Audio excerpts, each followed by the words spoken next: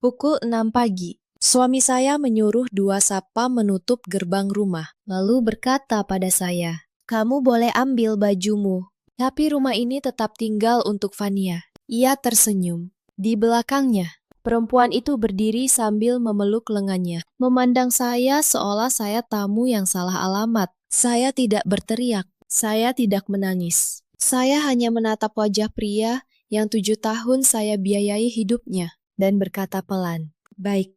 Ia pikir kata itu adalah tanda saya menyerah. Ia tidak tahu rumah yang ia banggakan itu, mobil di garasi itu, kartu yang ia gesek tanpa berpikir itu. Semua tercatat atas satu nama, dan nama itu bukan namanya. Rehan tidak tahu satu hal. Perempuan yang selama ini ia anggap terlalu penyabar, terlalu bergantung, terlalu lembah untuk melawan, adalah satu-satunya tanda tangan yang bisa membuat seluruh kerajaan itu berdiri atau runtuh dalam satu pagi. Dan pagi itu, di depan gerbang yang ia kunci untuk saya justru sedang menandatangani sesuatu yang akan mengunci seluruh hidupnya. Halo sahabat, selamat datang kembali di channel ini. Tempat kita duduk bersama, menyusuri kisah-kisah kehidupan yang menguji kesabaran, lalu membalasnya dengan keadilan yang tenang. Sebelum kita mulai, tolong tekan tombol like dan subscribe. Dan tulis di kolom komentar kalian menyimak dari kota mana. Karena hari ini, kita akan sama-sama melihat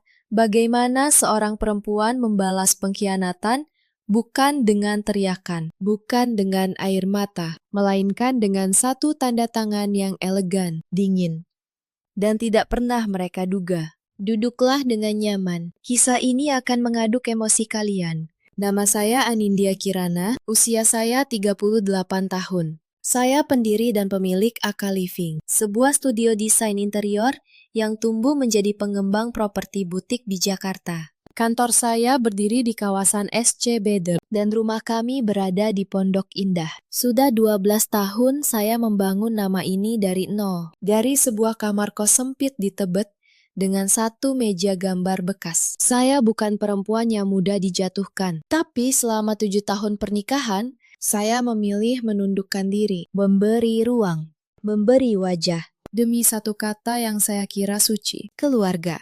Semua bermula 12 tahun lalu, jauh sebelum ada Rehan dalam hidup saya. Waktu itu saya masih menggambar denah rumah orang lain dengan bayaran yang tidak seberapa. Saya makan mie instan agar bisa menabung untuk membeli software desain yang asli. Saya menolak banyak hal yang perempuan seusia saya nikmati, karena saya punya satu keyakinan sederhana. Kalau saya berhenti bergantung pada siapapun, tidak ada yang bisa mengambil hidup saya. Studio kecil saya tumbuh perlahan. Satu klien membawa klien lain. Satu rumah selesai, membuka pintu untuk 10 rumah berikutnya. Dalam 5 tahun, AKA Living punya kantor sendiri, punya tim, punya nama. Dalam 8 tahun, saya mulai membeli tanah, membangun, menjual.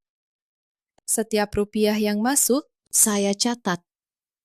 Setiap aset yang saya beli, saya daftarkan dengan tangan saya sendiri. Ditemani seorang notaris tua bernama Pak Gunawan, yang sejak awal berpesan satu hal, "Bu Anindya, apapun yang terjadi nanti, jangan pernah lepaskan nama ibu dari aset ibu. Kertas lebih setia daripada manusia." Waktu itu saya tertawa. Saya pikir Pak Gunawan terlalu berhati-hati. Saya belum tahu kalimat itu suatu hari akan menyelamatkan seluruh hidup saya. Rehan datang 7 tahun lalu. Ia tampan, pandai bicara, hangat di awal. Ia bekerja sebagai staf pemasaran di sebuah perusahaan properti, dan kami bertemu di sebuah pameran. Ia mengejar saya dengan sabar, dengan kata-kata yang membuat saya merasa untuk pertama kalinya boleh bersandar pada seseorang. Kami menikah setahun kemudian, dan disinilah kesalahan pertama saya dimulai. Kesalahan yang saya lakukan atas nama cinta. Setelah menikah, Rehan mengeluh soal pekerjaannya. Gajinya kecil, katanya. Bosnya tidak menghargai. Ia merasa terlalu besar untuk posisi sekecil itu. Maka saya, dengan hati seorang istri yang ingin suaminya bahagia, menawarkan sesuatu yang kelak saya sesali. Bergabung saja dengan Aka Living. "Mas," kata saya waktu itu, "jadi direktur pemasaran."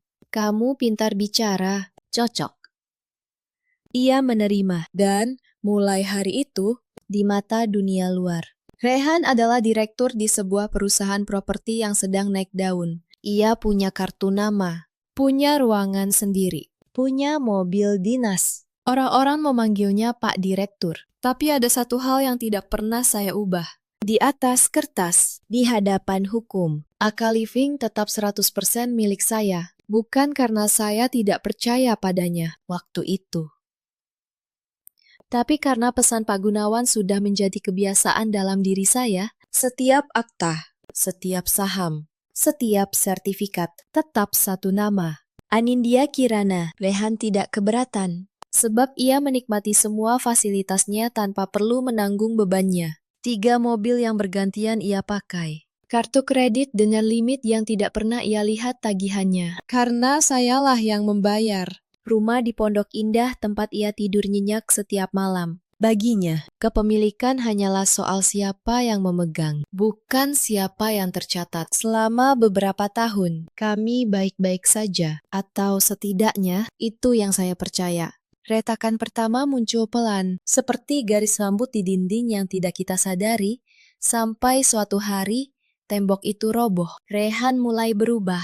Ia yang dulu memuji setiap keputusan bisnis bersama saya, kini mulai mengambil keputusan sendiri di kantor. Mengatasnamakan jabatannya. Ia yang dulu bangga menyebut saya pendiri perusahaan, kini mulai memperkenalkan diri sebagai pemilik. Di depan klien, ia berkata, "Ini perusahaan saya," dan saya, yang berdiri di sampingnya, hanya tersenyum demi menjaga wajahnya. Saya kira itu hanya ego lelaki. Saya kira selama saya mengalah, rumah tangga kami akan tetap utuh. Perubahan itu datang dalam hal-hal kecil kalau dikumpulkan, membentuk gambar yang jelas. Rehan mulai pulang larut. Ponselnya selalu tertelungkup di meja. Layarnya sengaja dihadapkan ke bawah. Ia yang dulu menanyakan bagaimana hari saya, kini hanya menjawab dengan gumaman ketika saya bercerita. Suatu malam, saya menyiapkan makan malam kesukaannya. Rendangnya saya masak sendiri sepulang kerja. Meski badan saya lelah, ia datang, melihat meja, lalu berkata, "Aku sudah makan di luar." Lalu, ia naik ke kamar, meninggalkan saya sendiri di meja makan dengan sepiring rendang yang mendingin. Hal-hal kecil seperti itu, yang kalau diceritakan pada orang lain akan terdengar sepele. Cuma tidak makan di rumah, kata mereka. Mungkin, tapi seorang istri tahu. Seorang istri selalu tahu, jauh sebelum bukti datang. Ketika hati suaminya sudah pindah ke tempat lain, saya memilih diam. Saya memilih menunggu. Bukan karena saya lemah, tapi karena saya masih memegang satu harapan tipis bahwa mungkin ini hanya fase. Mungkin ia akan kembali. Saya salah. Kesabaran bagi orang yang salah bukan dilihat sebagai kebaikan. Ia dilihat sebagai kelemahan yang bisa dimanfaatkan. Lalu datanglah Fania. Fania masuk ke AKA Living sebagai desainer junior. Usianya 28 tahun. Pintar, ambisius, dan tahu betul cara membuat seorang atasan merasa penting. Sayalah yang menerima lamarannya dulu. Sayalah yang mengajarinya membaca denah, memilih material, menghadapi klien rewel. Saya melihat potensi dalam dirinya, dan saya membimbingnya seperti adik sendiri. Saya tidak pernah menyangka tangan yang saya ulurkan untuk mengangkatnya kelak akan menjadi tangan yang mendorong saya jatuh. Insiden pertama terjadi di sebuah rapat besar. Rapat yang seharusnya menjadi milik saya. Kami sedang mempresentasikan proyek terbesar tahun itu, sebuah kompleks perumahan yang seluruh konsepnya saya rancang sendiri selama berbulan-bulan. Ruang rapat penuh. Ada klien, ada investor, ada seluruh tim. Saya berdiri, siap menjelaskan, tapi Rehan mendahului.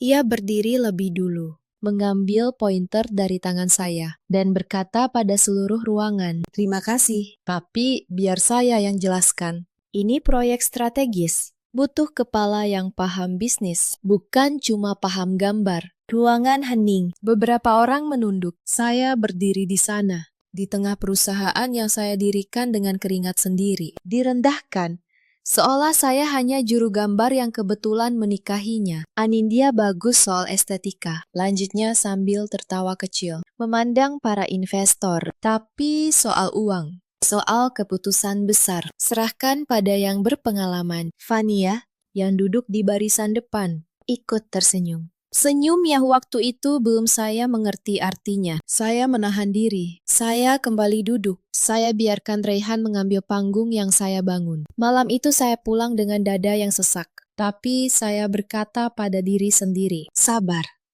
Anindya, demi keutuhan rumah tangga. Yang saya tidak tahu malam itu. Ini baru insiden pertama dari sebuah rangkaian yang sudah dirancang untuk menyingkirkan saya perlahan dari perusahaan saya sendiri. Insiden kedua datang beberapa minggu setelahnya. Raihan, dengan wewenang sebagai direktur, memindahkan Fania menjadi ketua tim proyek utama, proyek yang saya rancang. Dalam satu memo internal, nama saya dicoret dari daftar pengambil keputusan, digantikan namanya dan nama Fania. Saya mendatangi ruang Raihan. Mas, ini proyek saya. Kenapa saya tidak diikutkan? Ia bahkan tidak mengangkat wajah dari layar ponselnya. Kamu terlalu sibuk mikir detail. Biar yang muda yang gerak cepat. Kamu istirahat saja. Urus rumah. Urus rumah. Saya mengulang kata itu. Hampir tidak percaya. Iya, katanya enteng. Bukankah itu tugas seorang istri? Saya keluar dari ruangan itu tanpa membalas. Bukan karena saya tidak punya kata, tapi karena saya sadar. Orang yang sudah memutuskan untuk merendahkanmu tidak akan mendengar apapun yang kamu katakan. Ia hanya akan mendengar bunyi kekalahanmu. Dan malam itu, untuk pertama kalinya, saya membuka kembali laci lama tempat saya menyimpan semua akta. Saya belum tahu akan saya apakan. Saya hanya ingin memastikan satu hal masih benar. Semua masih atas nama saya. Semuanya. Kertas lebih setia daripada manusia. Kalimat Pak Gunawan kembali terngiang. Ada satu malam yang sampai sekarang masih terpahat jelas dalam ingatan saya. Kami menghadiri jamuan makan dengan seorang investor penting. Seseorang yang bisa membawa perusahaan ke tingkat berikutnya. Investor itu, seorang bapak yang bijak dan tajam, bertanya langsung pada saya di meja makan. Bu Anindya, saya dengar ibu yang mendirikan Aka Living dari nol. Boleh cerita bagaimana awalnya? Saya baru membuka mulut untuk menjawab, ketika Raihan menyela dengan tawa yang dibuat ramah. Pakistan, istri saya suka merendah. Sebenarnya dulu itu proyek kecil-kecilan saja. Baru setelah saya masuk, perusahaan ini benar-benar jadi bisnis. Perempuan kan bagusnya di soal rasa, soal warna, soal strategi. Biar laki-laki yang pegang. Investor itu menatap Raihan, lalu menatap saya. Ada sesuatu di matanya yang tidak bisa saya baca waktu itu. Saya hanya tersenyum, menelan kalimat yang ingin saya ucapkan demi menjaga wajah suami saya di depan orang penting. Sepulang jamuan di dalam mobil, saya berkata pelan, "Mas, kenapa kamu bilang begitu di depan Pak Hendra? Perusahaan itu berdiri 8 tahun sebelum kamu masuk." Raihan menoleh, wajahnya dingin. "Kamu mau mempermalukan aku di depan investor? Sudah. Urus saja bagianmu, yang penting dealnya jalan." Saya diam sepanjang sisa perjalanan. Tapi di dalam hati, sebuah pertanyaan mulai tumbuh. Berapa lama lagi saya harus mengecilkan diri agar seorang lelaki bisa merasa besar? Yang tidak saya tahu waktu itu, Pak Hendra sang investor ternyata lebih tajam dari yang saya kira. Beberapa bulan kemudian, ia yang justru menjadi salah satu orang pertama yang mendukung keputusan besar saya. Kadang, orang yang menyaksikan ketidakadilan dalam diam, sedang menyimpan penghormatan yang baru, akan mereka tunjukkan di saat yang tepat. Insiden ketiga membawa ibu mertua saya ke dalam panggung. Bu Suharti, ibu Raihan, datang dari kampung untuk tinggal beberapa waktu di rumah kami. Sejak awal ia tidak pernah benar-benar menyukai saya. Bagi beliau, saya perempuan kota yang terlalu sibuk, terlalu mandiri. Tidak tahu cara melayani suami, dan yang paling tidak beliau maafkan setelah 7 tahun. Saya belum juga memberinya cucu. Suatu sore, di meja makan, beliau berkata dengan suara yang sengaja dibuat terdengar seisi rumah, "Perempuan yang tidak bisa memberi keturunan itu, jangan terlalu banyak tingkah. Untung Rehan masih mau bertahan. Coba lihat Fania. Mudah. Penurut. Sopan. Dia itu satu kampung sama kita, tahu adat. Saya meletakkan sendok saya pelan. Bu, Fania itu karyawan saya. Karyawan. Beliau tertawa sinis. Menantu durhaka. Sudah tidak bisa punya anak. Sombong pula. Rumah sebesar ini. Mobil sebanyak itu. Semua dari Rehan. Kamu cuma numpang nama istri. Saya menatap Rehan, berharap ia meluruskan. Berharap ia berkata pada ibunya bahwa justru sebaliknya. Bahwa semua ini dibangun oleh tangan saya. Tapi Rehan hanya menunduk menatap piringnya. Mulutnya terkunci. Tangannya mengepal. Tapi tidak satu kata pun keluar untuk membela saya. Diamnya lebih menyakitkan daripada 1000 hinaan ibunya. Saya makan dalam diam malam itu. Tapi di dalam dada saya, sesuatu yang selama ini saya jaga tetap hangat, mulai membeku. Bukan menjadi dendam, menjadi ketenangan yang dingin. Ketenangan seorang yang akhirnya berhenti berharap. Menurut kalian, di posisi saya, masih pantaskah untuk terus bertahan? Tulislah di kolom komentar. Saya ingin tahu, apa yang akan kalian lakukan? Insiden keempat adalah soal uang. Soal yang selalu jujur, bahkan ketika manusia berbohong. Sebagai pemilik yang mencatat setiap rupiah, saya punya kebiasaan memeriksa laporan keuangan perusahaan setiap bulan. Suatu malam, saya menemukan sederet transaksi yang janggal. Kartu kredit perusahaan. Kartu yang tagihannya saya bayar sendiri. Dipakai untuk hal-hal yang tidak berhubungan dengan bisnis. Sebuah tas mewah bermerek terkenal. Sepasang perhiasan. Cicilan sebuah apartemen kecil di kawasan Kuningan. Apartemen. Padahal kami tinggal di rumah sendiri. Saya tidak langsung bertanya. Saya menyalin diam-diam setiap bukti. Setiap tanggal, setiap nominal, setiap nomor rekening tujuan. Saya kirim ke Mbak Rahma, kepala keuangan saya. Satu-satunya orang di kantor yang masih sepenuhnya setia pada saya. Dengan satu pesan singkat. Simpan ini, jangan katakan pada siapapun yang mereka tidak tahu. Malam itu, saya bukan lagi istri yang mencari kepastian. Saya sudah menjadi pemilik yang sedang mengumpulkan bukti. Insiden kelima terjadi di sebuah acara keluarga. Rehan mengadakan syukuran ulang tahun ibunya di rumah kami. Rumah saya. Seluruh keluarganya datang. Dan di malam itu, saya benar-benar melihat rencana mereka terbuka lebar. Fania hadir, bukan sebagai karyawan. Ia mengenakan gaun, duduk di kepala meja, di kursi yang biasa saya duduki sebagai nyonya rumah. Bu Suharti menyuruh saya ke dapur. Anindya, bantu di belakang. Biar Fania yang temani tamu. Dia lebih pantas jadi wajah keluarga ini. Saya berdiri di ambang dapur, memandang meja panjang di ruang makan rumah saya sendiri. Suami saya tertawa di samping perempuan lain. Ibu mertua saya memperlakukan perempuan itu seperti menantu kesayangan. Dan tamu-tamu yang tidak tahu apa-apa memuji pasangan serasi itu. Salah seorang kerabat, entah sengaja entah tidak, berkata pada saya sambil lalu, "Kamu yang masak ya?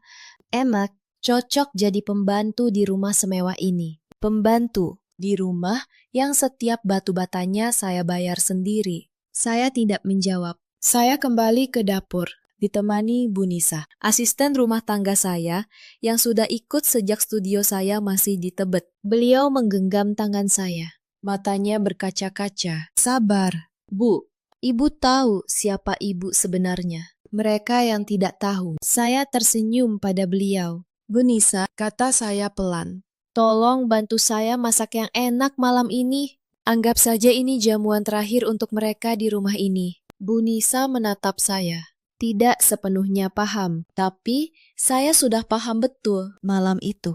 Di dapur rumah saya sendiri, keputusan itu selesai diambil. Setelah malam syukuran itu, saya mulai memperhatikan segalanya dengan mata yang berbeda. Mata seorang yang sudah berhenti berharap dan mulai menghitung. Saya perhatikan bagaimana Rehan dan Fania tidak lagi berusaha menyembunyikan. Mereka datang bersama ke kantor. Mereka pulang larut dengan alasan lembur untuk proyek yang, ironisnya, adalah proyek saya. Saya perhatikan bagaimana bisik-bisik di kantor berhenti setiap kali saya lewat, lalu berlanjut di belakang punggung saya. Suatu pagi, Mbak Rahma masuk ke ruang saya, menutup pintu, dan berkata dengan suara rendah, "Bu, saya harus jujur pada ibu. Ada yang tidak beres." Ia menceritakan apa yang ia dengar, bahwa Raihan diam-diam mencoba mencari tahu cara mengalihkan kepemilikan perusahaan, bahwa ia bertanya-tanya pada seorang pengacara kenalan tentang harta Gonogini, bahwa ia yakin begitu bercerai, ia akan mendapat separuh dari semuanya. Saya mendengarkan tanpa memotong. Ketika Mbak Rahma selesai, saya hanya berkata, "Terima kasih, Rahma.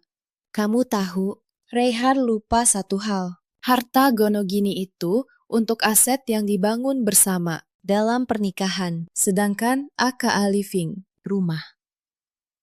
Semua mobil itu sudah atas nama saya bertahun-tahun sebelum ia masuk. Ia tidak menyumbang 1 rupiah pun. Yang ia lakukan hanya memakai." Mbak Rahma tersenyum tipis. "Jadi ibu sudah tahu semua ini akan datang?" "Tidak," jawab saya jujur.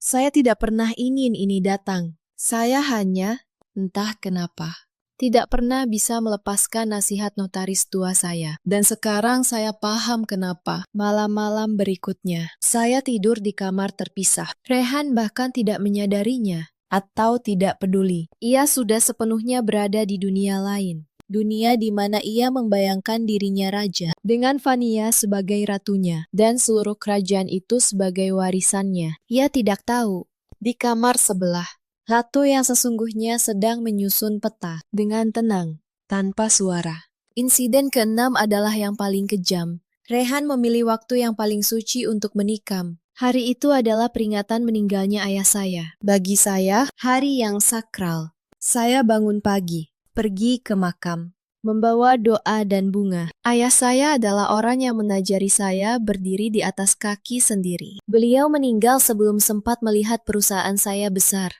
Sepulang dari makam, dengan hati yang masih basah oleh rindu, Raihan menyambut saya di ruang tamu. Fania ada di sampingnya, dan di atas meja sudah tergeletak sebuah map. "Anindya," katanya. "Tenang, hampir dingin. Kita stay saja. Saya mau cerai. Saya sudah tidak bahagia. Saya mau menikah dengan Fania." Saya berdiri mematung.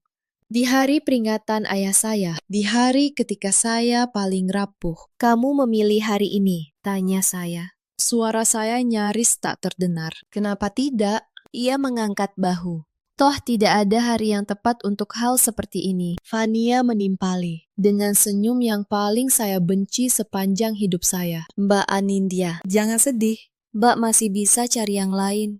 Tapi tolong, jangan susahkan proses. Rumah, mobil, semua tinggalkan saja. Anggap itu tanda terima kasih, Mbak, karena sudah dipertemukan dengan Raihan." Saya menatap perempuan yang saya ajari dari nol itu. Saya menatap suami yang saya biayai selama 7 tahun itu. Dan untuk pertama kalinya, saya tidak merasa sakit. Saya merasa jernih. Sangat jernih. "Baik," kata saya. "Kita cerai." Mereka bertukar pandang.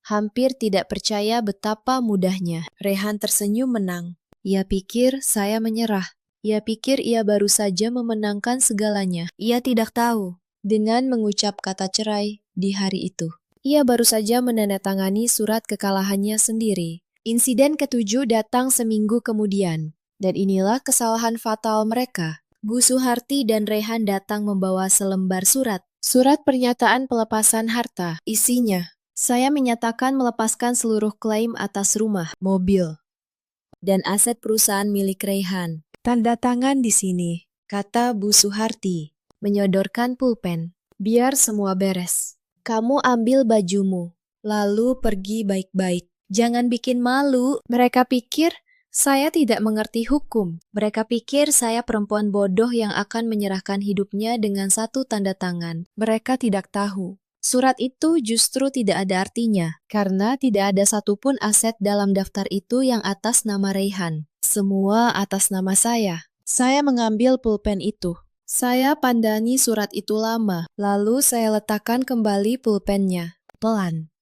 "Saya akan pikirkan," kata saya, tenang. "Beri saya waktu 3 hari. Raihan mendengus. "Jangan lama-lama. Kamu tidak punya pilihan." Saya tersenyum. Betul, Mas. Saya memang tidak punya pilihan. Tapi kamu juga tidak. Ia tidak mengerti kalimat saya malam itu. 3 hari kemudian, ia akan mengerti setiap katanya. Insiden ke-8 menambah bahan bakar. Fania mengumumkan bahwa ia hamil. Ia datang ke kantor, memamerkan kabar itu pada semua orang, lalu berkata di depan Mbak Rahma dan beberapa karyawan, "Sebentar lagi aku pindah ke rumah Pondok Indah. Rehan sudah janji. Rumah itu untuk aku dan anak kami. Yang lama, ya, harus tahu diri. Pergi." Kata-kata itu sampai ke telinga saya. Saya hanya mengangguk pelan ketika Mbak Rahma menceritakannya. "Biarkan dia bermimpi dulu," kata saya. Mimpi yang indah selalu terasa lebih pahit saat orang terbangun. Insiden ke-9. Rehan mulai bertindak seolah perusahaan sudah menjadi miliknya sepenuhnya. Ia memerintahkan pengalihan beberapa proyek, menandatangani surat atas nama direktur, bahkan mencoba mengakses rekening perusahaan.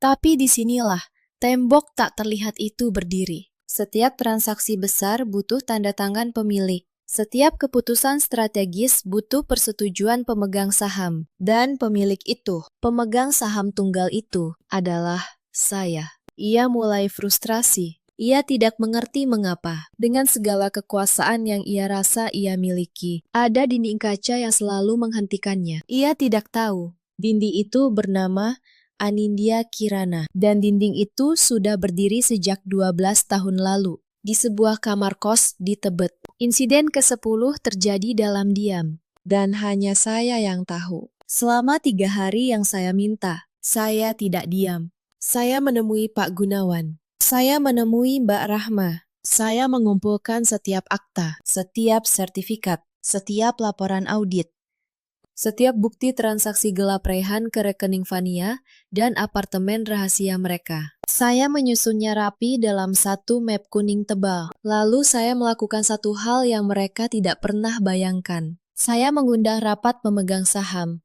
Rapat yang karena sayalah satu-satunya pemegang saham. Hanya butuh satu tanda tangan untuk mengubah segalanya. Pak Gunawan menatap saya di seberang meja. "Ibu yakin?" Saya mengangguk. "Cabut semua kuasa Rehan, bekukan semua kartu, batalkan semua wewenang direkturnya." Per hari ini, beliau tersenyum tipis. "Kertas lebih setia daripada manusia, Bu." "Selalu," jawab saya. Malam itu, saya tidur dengan tenang untuk pertama kalinya dalam berbulan-bulan. Sementara di luar sana, 2 orang sedang menyiapkan pesta kemenangan atas sesuatu yang tanpa mereka sadari sudah tidak lagi mereka miliki. Hari ketiga tiba, dan hari itu bukan hari saya menyerah. Hari itu adalah hari saya berdiri. Pagi buta, sebelum matahari benar-benar naik, saya sudah bangun. Saya kenakan setelan kerja saya yang paling rapi. Saya minum kopi hitam tanpa gula. Tenang. Seperti seorang jenderal di pagi hari. Sebuah pertempuran yang sudah dimenangkan sebelum dimulai. Rehan bangun dengan percaya diri. Ia sudah menyiapkan segalanya. Bahkan, ia sudah memerintahkan 2 satpam untuk berjaga di gerbang, untuk memastikan saya pergi baik-baik begitu menandatangani surat itu. Ia menghampiri saya di ruang tamu. Fania di sampingnya, sudah berkemas seolah hendak pindah masuk hari itu juga. Bu Suharti duduk di sofa, menyilangkan tangan, menunggu kemenangan. "Sudah kamu pikirkan?" tanya Rehan. "Sudah," jawab saya. Ia menyodorkan map. Saya tidak mengambilnya. Sebaliknya, saya meletakkan map kuning saya sendiri di atas meja. Tebal, berat, penuh. "Apa itu?" Bu Suharti mengernyit. "Ini," kata saya. Membuka lembar pertama adalah akta pendirian AK Living atas nama Anindya Kirana. 100%. Saya membuka lembar kedua. Ini sertifikat rumah Pondok Indah atas nama Anindya Kirana. Lembar ketiga. Ini BPKB 3 mobil di garasi. Semua atas nama saya. Lembar demi lembar saya buka. Tenang. Tanpa suara tinggi. Seperti seseorang membacakan daftar belanja. Wajah Rehan mulai berubah. Senyum congkaknya perlahan runtuh. "Dan ini," kata saya. Membuka map yang paling tebal adalah laporan audit. Catatan setiap rupiah yang kamu curi dari perusahaan saya. Kartu kredit untuk tas Fania. Cicilan apartemen di Kuningan. Transfer ke rekening pribadi perempuan ini selama 1 tahun terakhir. Semua ada tanggalnya. Semua ada buktinya. Fania memucat. Raihan, itu kan cuma diameter. Potong saya. Untuk pertama kalinya dengan suara tegas. Kamu, yang saya ajari dari nol, yang saya angkat dari junior tak dikenal menjadi punya nama. Beginikah caramu berterima kasih dengan tidur bersama suami dari perempuan yang membesarkanmu? Rehan berusaha bangkit dengan sisa keangkuhannya. Kamu tidak bisa apa-apa. Saya direktur perusahaan itu. Saya punya hak. Saya meletakkan 1 lembar terakhir di hadapannya. Surat keputusan pemegang saham. Per kemarin pukul 5 sore, kata saya. Jabatan direkturmu dicabut, seluruh kuasamu dibatalkan, semua kartu atas namamu dibekukan. Kamu bukan lagi siapa-siapa di perusahaan itu. Raihan, kamu tidak pernah jadi siapa-siapa. Kamu hanya meminjam namaku selama 7 tahun. Ruangan itu senyap. Sesenyap runtuhnya sebuah kerajaan yang ternyata dibangun di atas pasir. Bu Suharti bangkit, marah. Kamu tidak boleh usir anak saya dari rumah ini. Saya menoleh pada beliau. Tenang. Rumah ini atas nama saya. Bu, yang saya usir bukan anak ibu dari rumahnya. Saya hanya mempersilakan tamu untuk pulang. Saat itulah ironi paling pahit terjadi. 2 satpam yang tadi Raihan suruh berjaga untuk mengusir saya, kini berdiri menunggu perintah dari pemilik rumah yang sesungguhnya. Dan pemilik itu adalah saya. Tolong, kata saya pada mereka. Suara saya tidak bergetar sedikit pun. Antar Bapak Raihan dan tamunya keluar. Mereka tidak tinggal di sini lagi. Raihan berdiri dengan kaki gemetar. Ia menatap saya seolah baru pertama kali benar-benar melihat saya. Perempuan yang selama ini ia anggap lemah, ternyata adalah tanah tempat ia berpijak selama ini. Dan tanah itu baru saja ditarik dari bawah kakinya. Anindya, suaranya serak. Kita bisa bicara. Saya hilaf. Saya menggeleng pelan. Tidak ada yang perlu dibicarakan. Mas, kamu sudah memilih. Di hari peringatan ayah saya, kamu memilih. Sekarang, hiduplah dengan pilihanmu. Mereka keluar dari rumah itu. Fania menangis, memegangi perutnya, memaki. Bu Suharti berteriak menyebut saya menantu durhaka. Raihan hanya diam, tertunduk. Seperti sisa dari seorang lelaki. Dan saya menutup pintu itu, pelan, tanpa membanting. Karena kemenangan yang sejati tidak butuh suara keras. Keesokan harinya, saya datang ke kantor lebih pagi dari biasanya. Saya mengumpulkan seluruh karyawan di ruang rapat besar. Ruang yang sama, tempat dulu Raihan mengambil pointer dari tangan saya di depan semua orang. Kali ini, saya yang berdiri di depan, sendiri, utuh.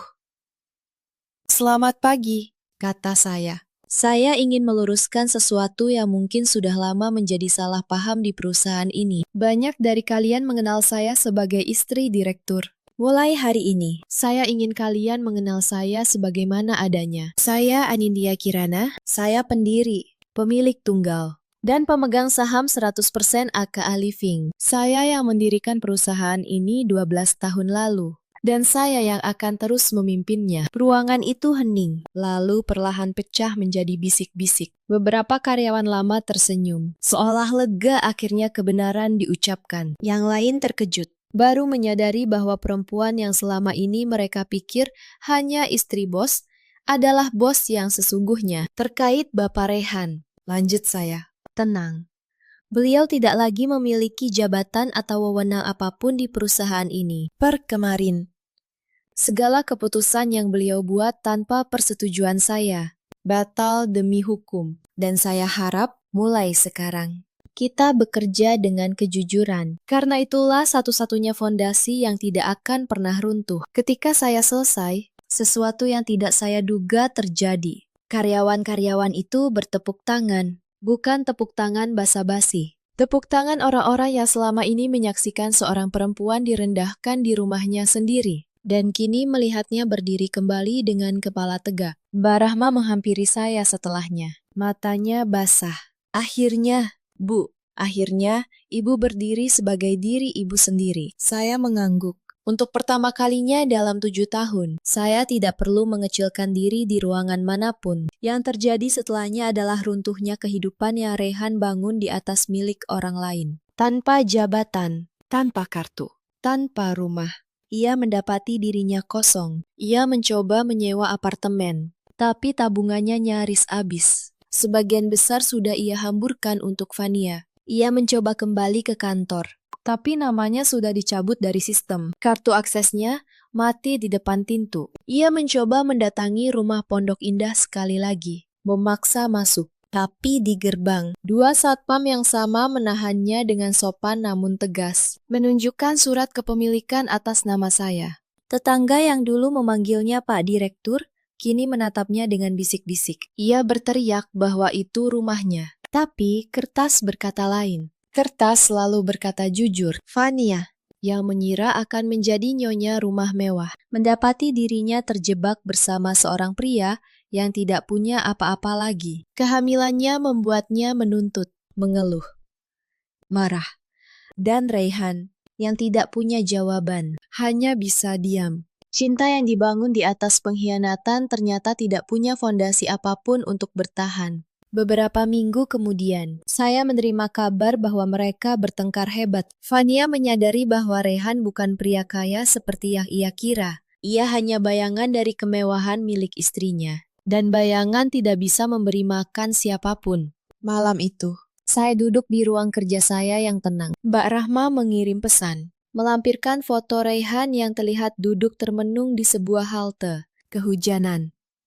Saya memandang foto itu cukup lama. Ada rasa sedih yang tipis. Bukan karena saya masih mencintainya, melainkan sedih melihat bagaimana seorang manusia bisa menghancurkan dirinya sendiri sedalam itu, hanya karena keserakahan dan ketidaktahuan diri. Tapi saya menutup ponsel itu. Saya tahu, jika saya turun tangan sekarang, ia tidak akan pernah belajar. Ada pelajaran yang hanya bisa diberikan oleh konsekuensi, dan saya memilih untuk tidak mencurinya dari kehidupan Rehan. Beberapa hari setelah pemusiran itu, sisa-sisa pertempuran masih berdatangan, satu persatu. Seperti pecahan kaca yang baru terlihat setelah lampu dinyalakan. Fania datang ke kantor. Kali ini bukan dengan gaun mewah dan senyum kemenangan. Ia datang dengan wajah lelah, mata sembab, dan amarah yang sudah kehilangan tenaga. Ia menerobos masuk ke ruang saya, di lantai paling atas gedung yang seluruhnya milik saya.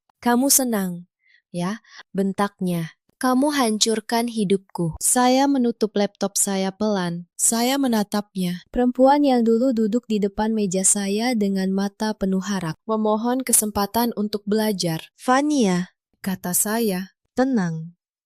Duduk. Ia tidak duduk, ia berdiri, gemetar.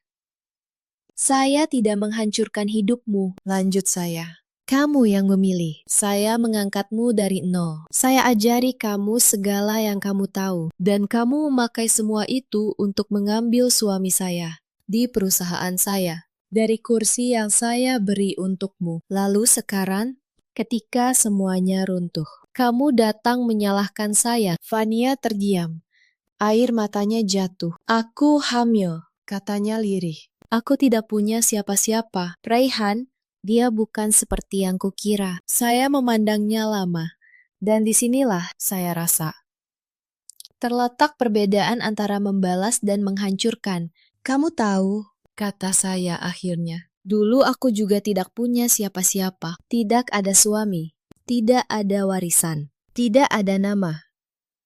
Yang aku punya cuma keyakinan bahwa aku bisa berdiri sendiri. Kalau kamu benar-benar mau mulai lagi, mulailah dari situ. Bukan dari mengandalkan laki-laki. Bukan dari mengambil milik orang lain. Saya mengambil selembar kartu dari laci. Ini alamat sebuah rumah singgah untuk perempuan yang sedang kesulitan. Bukan dariku sebagai teman, karena kita bukan teman, tapi sebagai perempuan yang pernah jatuh pada perempuan lain yang sedang jatuh. Terserah kamu mau pakai atau tidak. Fania menatap kartu itu, lalu menatap saya, tidak mengerti. Mungkin ia menunggu saya menertawakannya. Mungkin ia menunggu saya menikmati kehancurannya. Tapi saya tidak melakukan keduanya. Ia mengambil kartu itu dengan tangan gemetar, lalu pergi tanpa kata. Saya tidak pernah tahu apakah ia menggunakannya. Tapi saya tahu satu hal. Saya tidak akan menjadi seperti mereka. Saya menang bukan untuk menjadi kejam. Saya menang untuk tetap menjadi diri saya sendiri. Yang lebih sulit datang seminggu kemudian. Rehan menunggu saya di depan gerbang kantor. Ia terlihat kurus, kusut. Jauh dari lelaki necis yang dulu mengambil pointer dari tangan saya di ruang rapat. Ia menghampiri saya. Dan untuk pertama kalinya dalam bertahun-tahun, ia menunduk. "Anindya," katanya. Suaranya pecah. "Aku salah.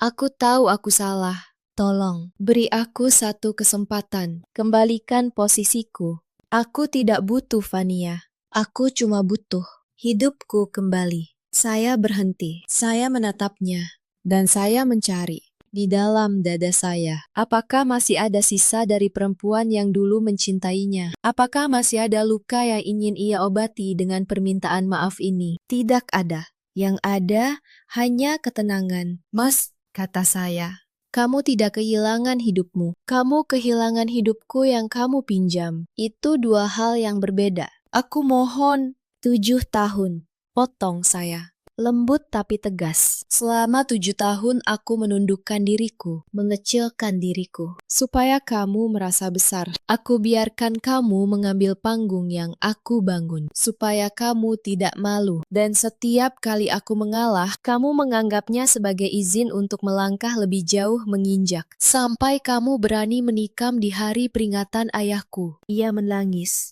Tapi air mata saya sudah belajar. Tidak selalu berarti penyesalan. Kadang ia hanya berarti kehilangan. "Aku memaafkanmu, Raihan," kata saya akhirnya. "Sungguh, aku memaafkanmu, bukan untuk kamu, tapi untuk diriku sendiri, supaya aku bisa melangkah tanpa membawa bebanmu. Tapi memaafkan bukan berarti kembali. Aku melepaskanmu, dan aku melepaskan diriku dari harus menyelamatkanmu." Saya melangkah masuk ke gedung saya, meninggalkannya di trotoar. Saya tidak menoleh, karena seorang yang benar-benar merdeka tidak perlu menoleh ke belakang untuk memastikan rantainya sudah putus. Ia cukup merasakannya. Bulan-bulan berikutnya berjalan tenang, seperti sungai yang akhirnya menemukan muaranya. Kabar tentang Raihan sesekali sampai. Ia berpindah dari satu pekerjaan kecil ke pekerjaan kecil lain. Tubuhnya yang terbiasa hidup mewah tidak sanggup menahan beban kerja kasar. Vania, ku dengar. Akhirnya pergi darinya, membawa serta kehamilannya. Memulai hidup entah di mana, dan Bu Suharti kembali ke kampung, membawa cerita yang sudah tidak ada yang percaya. Mereka semua tenggelam dalam kehidupan yang mereka bangun sendiri, dari keserakahan sendiri, dari kesombongan sendiri. Saya tidak perlu menghukum mereka. Konsekuensi mengerjakannya jauh lebih rapi daripada dendam manapun. 6 bulan setelah semua itu, hidup saya berubah. Bukan karena kehilangan mereka, tapi karena akhirnya saya berhenti mengecilkan diri sendiri. Untuk pertama kalinya dalam 7 tahun, saya kembali berdiri di depan ruang rapat sebagai diri saya yang utuh. Tidak ada lagi yang mengambil pointer dari tangan saya. Tidak ada lagi yang berkata serahkan pada yang berpengalaman, seolah saya hanya juru gambar. Saya mempresentasikan proyek terbesar dalam sejarah perusahaan saya, dan seluruh ruangan mendengarkan. Karena mereka tahu perempuan yang berdiri di depan itu adalah orang yang membangun semuanya dari sebuah meja gambar bekas. Malam itu, saya pulang ke rumah Pondok Indah yang kini terasa lebih lapang. Bu Nisa menyambut saya dengan masakan sederhana. Ikan goreng, sayur asam, sambal terasi. Bukan rendang mewah untuk tamu yang harus dijamu. Hanya makan malam yang tenang. Di rumah yang benar-benar milik saya, tanpa harus berpura-pura kecil di hadapan siapapun. Bu Nisa, kata saya di tengah makan, besok kita mulai proyek yang berbeda. Beliau menatap saya. Proyek apa, Bu? Saya tersenyum. Salah satu rumah saya yang kosong, yang di Bintaro itu. Saya mau ubah jadi rumah singgah. Untuk perempuan-perempuan yang jadi korban kekerasan, korban pengkhianatan, korban yang dibuat merasa tidak berharga oleh orang yang seharusnya menjaga mereka. tempat mereka bisa berdiri lagi, belajar keterampilan, mencari nafkah sendiri. Mata Bu Nisa berkaca-kaca. Ibu tidak marah pada dunia, ya, Bu. Padahal dunia sudah tidak adil pada ibu. Saya berpikir sejenak sebelum menjawab. Saya pernah marah. Bu Nisa marah sekali, tapi saya sadar kalau saya biarkan amarah itu mengeras jadi batu, saya akan jadi seperti mereka. Saya lebih memilih mengubah luka saya jadi sesuatu yang berguna, supaya sakit yang saya alami tidak sia-sia. Rumah singgah itu berdiri 3 bulan kemudian. Saya menamainya Rumah Kirana, diambil dari nama saya, yang artinya cahaya. Karena saya ingin tempat itu menjadi cahaya kecil bagi perempuan yang sedang berada di titik paling gelap dalam hidup mereka. Sama seperti saya dulu. Di hari pembukaan, puluhan perempuan datang. Ada yang membawa anak, ada yang membawa koper, ada yang hanya membawa diri mereka yang patah. Saya menyambut mereka satu persatu, dan di antara wajah-wajah itu, saya melihat diri saya 12 tahun lalu. Di sebuah kamar kos sempit di Tebet, dengan satu meja gambar bekas, dan satu keyakinan bahwa ia bisa berdiri sendiri. Salah seorang dari mereka, perempuan muda dengan mata lelah, bertanya pada saya, Bu, gimana caranya bisa sekuat ibu? Saya menggenggam tangannya. Kekuatan itu bukan soal tidak pernah jatuh, Nak, kata saya.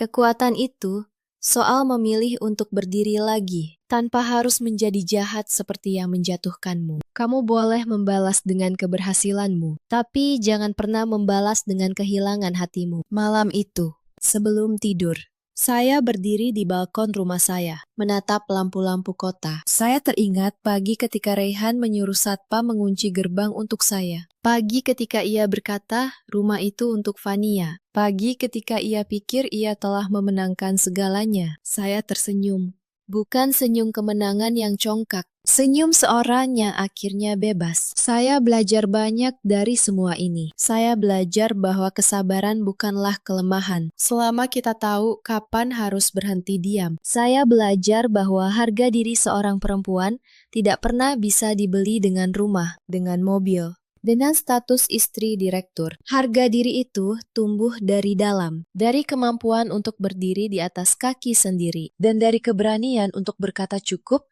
ketika dunia menyuruh kita terus menunduk. Saya juga belajar bahwa keadilan yang sejati datang bukan dari dendam, melainkan dari keberanian untuk berhenti menerima yang salah. Rehan tidak jatuh karena saya menghancurkannya. Ia jatuh karena ia membangun hidupnya di atas milik orang lain, lalu mengira itu miliknya. Dan ketika tanah itu ditarik, ia jatuh oleh beratnya sendiri. Di luar sana, saya tahu ada banyak perempuan yang sedang berada di posisi saya dulu. Perempuan yang bekerja keras, yang membiayai keluarganya, yang menundukkan diri demi kata rumah tangga, lalu dianggap lemah justru karena kebaikannya. Kalau kalian sedang merasa tidak dihargai, kalau kesabaran kalian dianggap sebagai izin untuk diinjak, saya ingin kalian ingat satu hal. Kebaikan kalian bukan kelemahan. Diam kalian bukan kekalahan. Dan tidak ada seorang pun yang berhak membuat kalian merasa kecil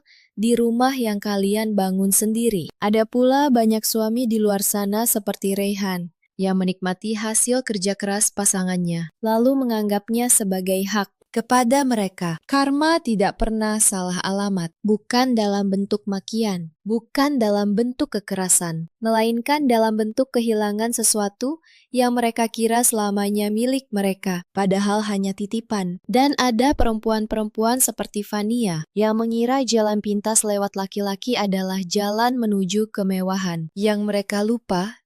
Apapun yang dibangun di atas pengkhianatan tidak pernah punya fondasi untuk bertahan. Kesetiaan adalah mata uang yang jauh lebih berharga daripada emas manapun di dunia ini. Dan ketulusan, meski sering dianggap remeh, pada akhirnya selalu menemukan jalannya untuk dihargai. Pintu masa lalu saya telah tertutup, dan di depan saya terbentang jalan luas menuju kehidupan yang benar-benar milik saya. Kehidupan yang tidak lagi didefinisikan oleh siapa suami saya, melainkan oleh apa yang bisa saya berikan bagi dunia. Nama saya Anindya Kirana, saya pernah dianggap terlalu lemah untuk melawan, dan justru dari sanalah saya belajar bahwa perempuan yang paling tenang seringkali adalah perempuan yang paling kuat. Kalau kisah ini menyentuh hati kalian, ceritakanlah pengalaman kalian di kolom komentar. Apakah kalian pernah bertemu orang yang menganggap kebaikan kalian sebagai kelemahan? Bagaimana kalian bangkit? Tulislah, karena mungkin cerita kalian akan menjadi cahaya bagi orang lain yang sedang jatuh malam ini. Terima kasih sudah menemani sampai akhir. Sampai jumpa di kisah berikutnya. Malam itu hujan turun tanpa ampun di kawasan BSD. Ruang tamu rumah keluarga Wijoyo terang benderang, tapi udaranya terasa beku. Saya berdiri di tengah ruangan dengan selembar kertas di hadapan saya. Surat pernyataan penyerahan harta, 3 miliar rupiah. Bu Sutina, ibu mertua saya, mendorong pulpen itu ke arah saya. Tanda tangani, katanya dingin. Anggap saja uang tahu diri. Wulan, adik ipar saya, tertawa kecil di sofa. Cepat, Mbak. Jangan buang waktu kami. Saya menatap suami saya, Mas Haryo. Saya hanya menunggu satu kalimat darinya. Satu kalimat kecil saja. Jangan begitu pada Anissa. Tapi ia menunduk, memandang lantai. Diam seperti tembok. Lalu Bu Sutina kehilangan kesabaran. Tangannya terangkat dan tamparan itu mendarat di pipi saya. Bunyinya kering di tengah ruangan. Tahu diri sedikit, desisnya.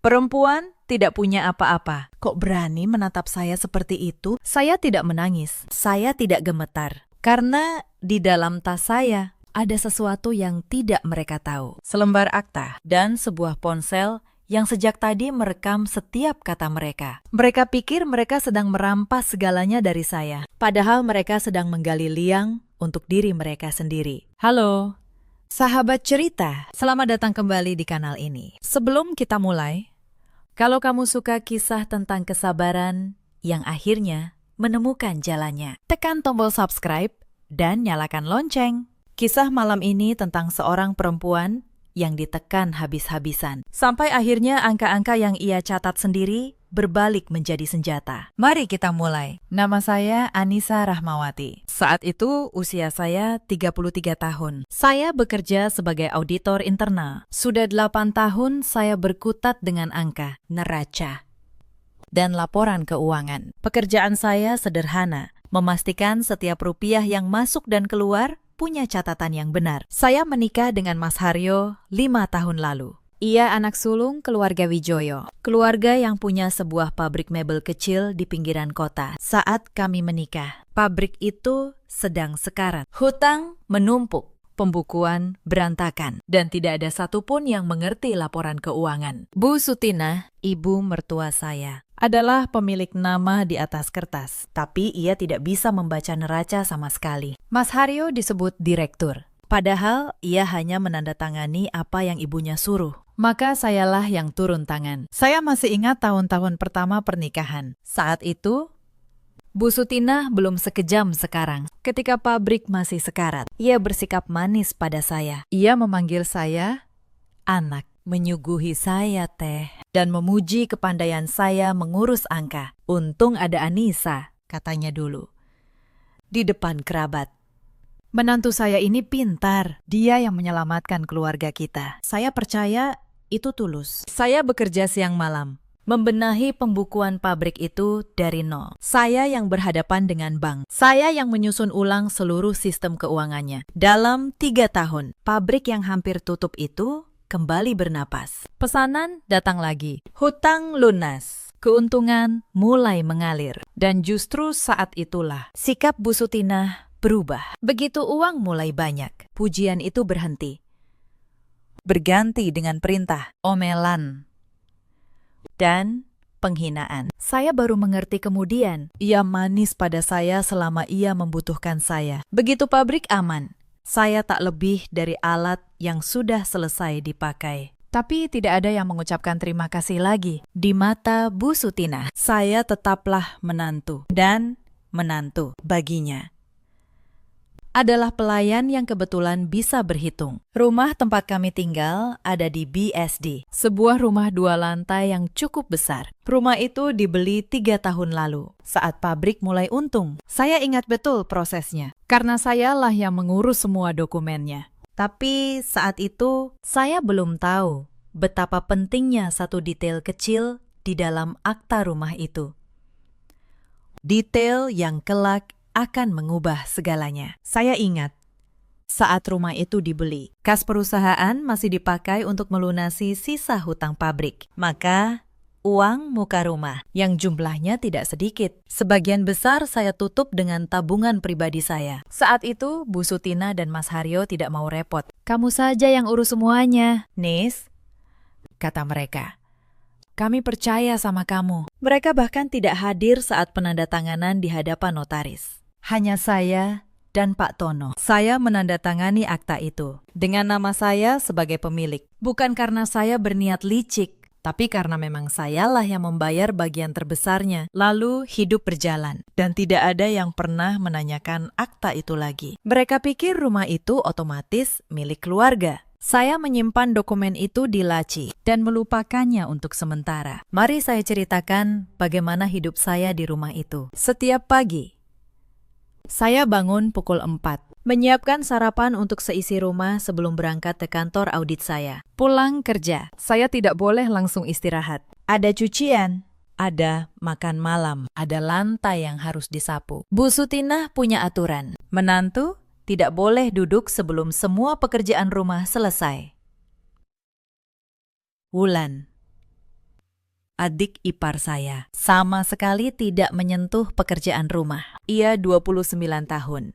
Katanya ia jualan online. Tapi sebagian besar waktunya dihabiskan untuk berbelanja dan memamerkan barang baru. Setiap kali saya pulang lelah, Wulan akan duduk di sofa sambil bermain ponsel, lalu melempar komentar pedas. Mbak Anissa itu kerja melulu alasannya. Sudah 5 tahun jadi menantu. Menyapu lantai saja masih belang-belang, saya hanya diam.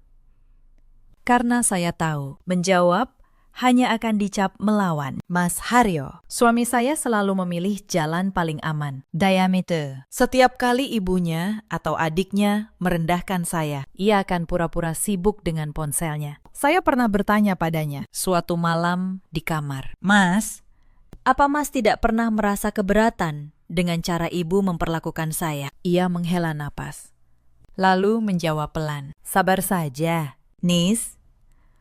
Ibu sudah tua, nanti juga berubah." Tapi Bu Sutinah tidak pernah berubah. Dan kesabaran saya perlahan mulai menemukan batasnya. Pernah, suatu malam, saya benar-benar ingin pergi. Saya sudah mengemas sebagian baju ke dalam koper. Tapi saya berhenti di depan pintu kamar. Saya teringat para karyawan pabrik. Saya teringat Mbak Asih, pembantu rumah yang sudah tua, yang selalu diam-diam menyisihkan makanan untuk saya saat saya belum sempat makan. Kalau saya pergi begitu saja, semuanya akan kacau. Dan saya akan pergi dengan tangan kosong, dianggap sebagai menantu yang kabur. Maka saya mengurungkan niat. Saya kembalikan baju-baju itu ke lemari. Bukan karena saya takut, tapi karena saya tahu kalau saya pergi, saya harus pergi dengan cara saya sendiri, dengan kepala tegak, bukan dengan air mata. Yang membuat saya bertahan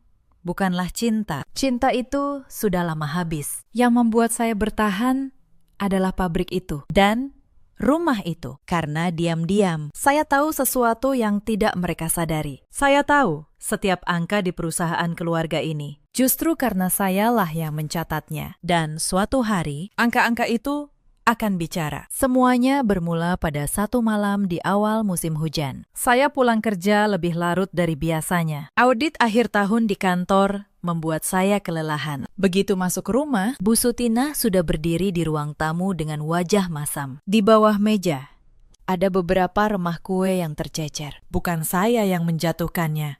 Tapi itu tidak penting baginya. "Kamu ini menyapu macam apa?" Suaranya naik.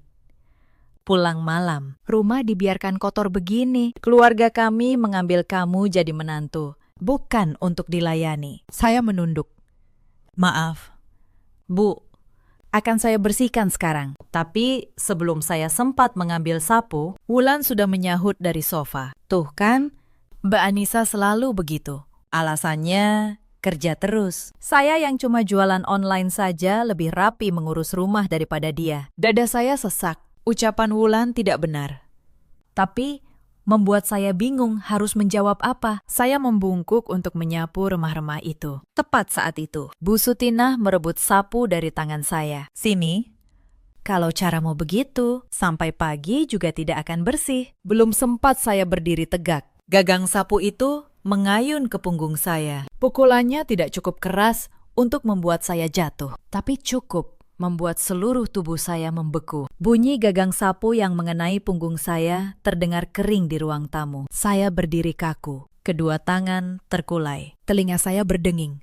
Pukulan itu tidak seberapa sakitnya, tapi rasa malunya menusuk sampai ke leher. Usia saya sudah lebih dari 30 tahun. Saya istri dari anaknya selama 5 tahun. Saya yang membenahi pabrik keluarga ini. Saya yang berhadapan dengan bank untuk mereka. Tapi hanya karena beberapa remah kue, ia memukul saya di depan suami dan adik ipar saya. Saya menoleh ke arah Mas Haryo. Ia duduk di meja makan, memegang ponsel. Wajahnya menunduk, seolah tidak mendengar apa-apa. Saya hanya menunggu satu kalimat darinya. Satu kalimat kecil saja. Jangan begitu pada Anissa.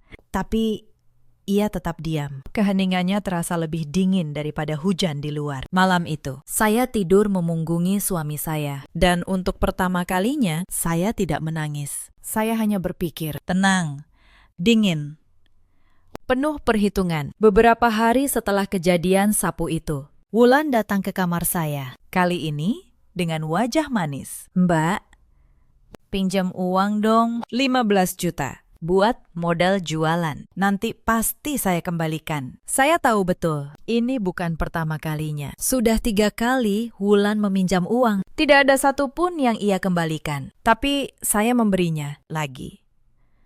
Bukan karena percaya, tapi karena saya ingin tahu sampai mana ia akan melangkah. 2 minggu kemudian, saya melihat unggahan Wulan. Tas baru, sepatu baru. Makan di restoran mahal. 15 juta. Yang katanya untuk modal jualan, ternyata habis untuk gaya hidup. Saat saya menagih dengan halus, Wulan malah tersinggung. Ya ampun, Mbak, cuma 15 juta saja diungkit-ungkit. Pelit banget jadi orang.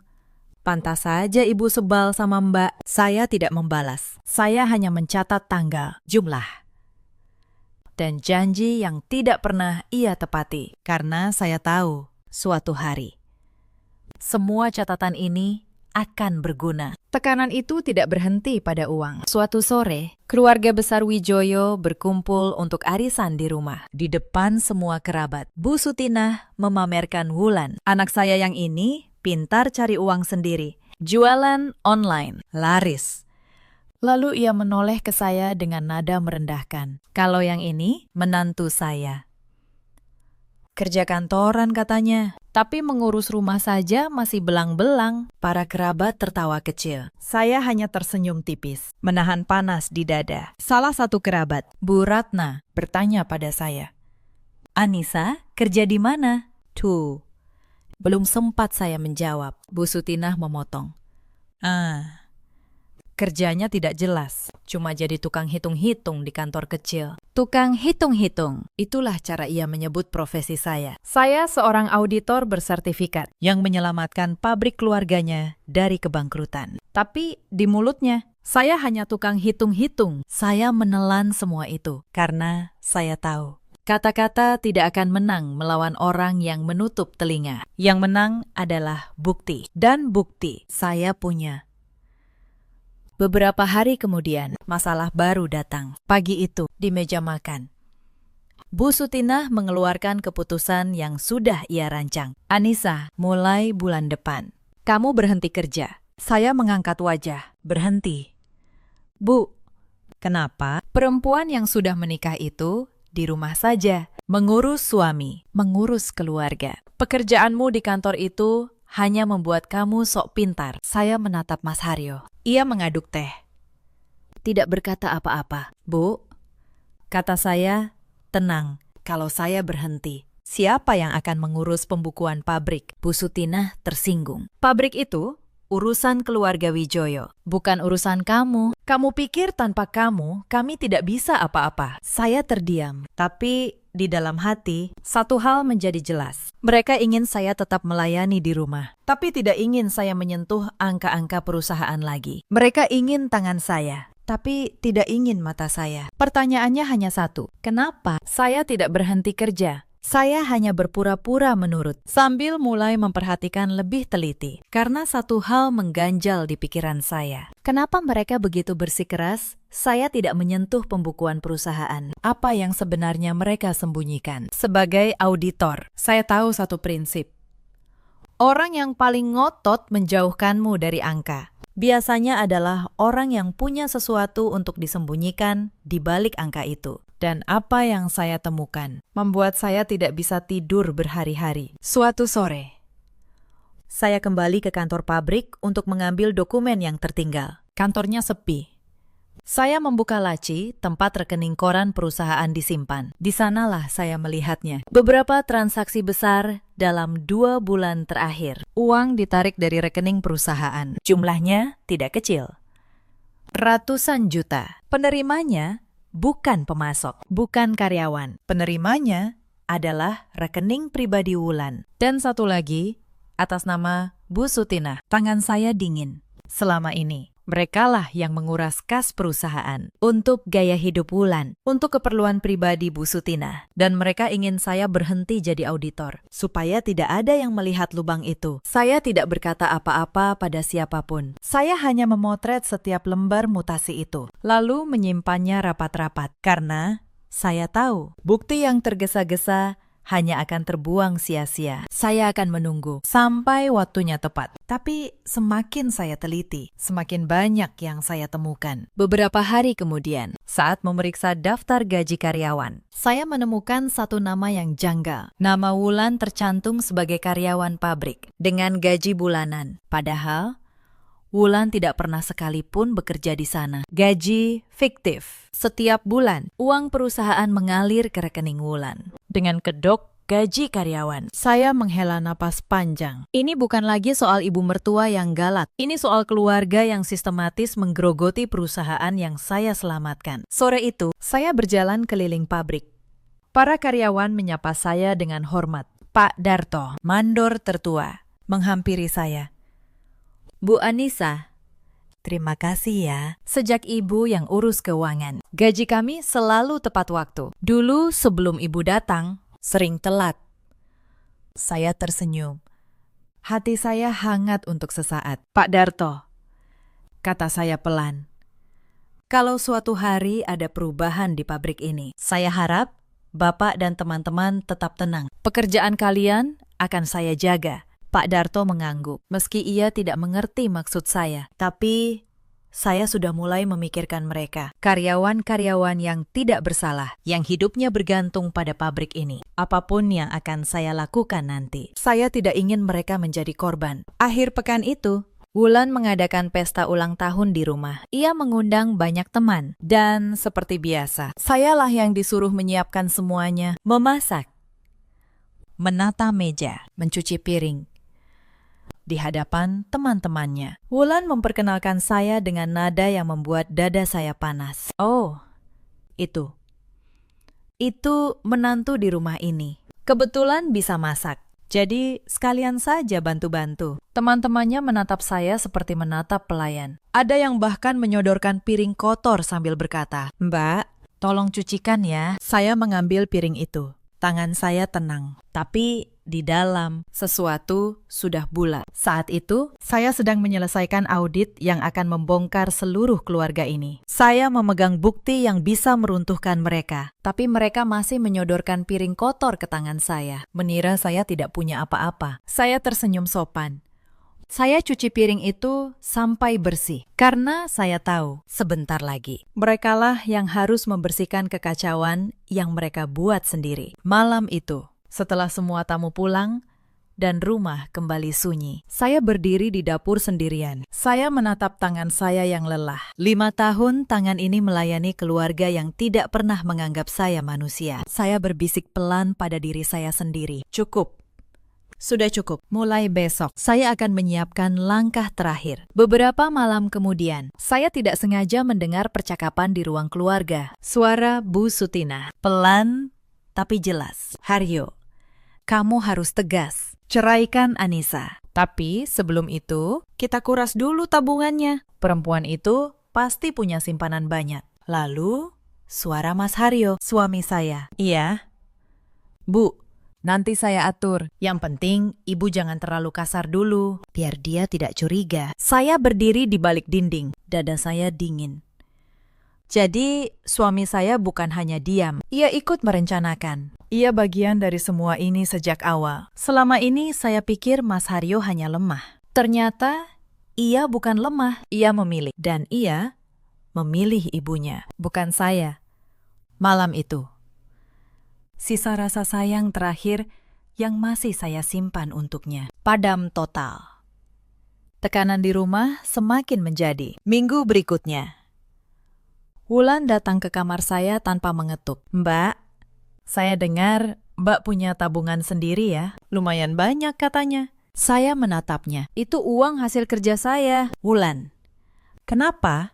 Ia tersenyum manis yang dibuat-buat. Ibu bilang, perempuan tidak boleh menyimpan uang sendiri-sendiri. Nanti tidak bisa atur keuangan. Lebih baik Mbak serahkan saja ke ibu, biar dikelola untuk keluarga. Saya hampir tertawa, tapi saya menahannya. Bilang ke ibu, tabungan saya sudah saya kelola dengan baik. Saya seorang auditor. Wulan, justru saya yang paling tahu cara menyimpan uang. Wajah Wulan berubah.